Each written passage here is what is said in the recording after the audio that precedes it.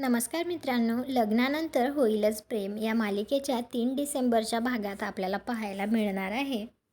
काव्या पार्थला म्हणत असते, आपल्यामुळे जर त्यांच्यातलं भांडण मिटलं तर ही चांगलीच गोष्ट आहे ना. तर पार्थ म्हणतो, मी नंदिनीशी बोलतो, तुम्ही जीवाला समजवा. तर काव्या म्हणते, मी? तर पार्थ म्हणतो, हो. आता दुसऱ्या दिवशी पार्थ आणि काव्या हे दोघेजण जीवा आणि नंदिनी या दोघांना समजावणार असतात. त्यावेळी आता सगळ्यांसमोर काव्या जीवाला म्हणत असते, तुम्ही नंदिनी ताईची पण बाजू समजून घ्या ना.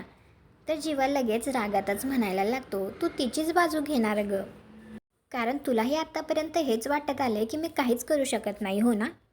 तर लगेच आता पार्थ काव्याला विचारतो, काय बोलतोय हा. नंदिनीला सुद्धा आता हे ऐकून धक्काच बसतो, परंतु यावर मात्र काय उत्तर द्यावं हे काही काव्याला सुचत नाही.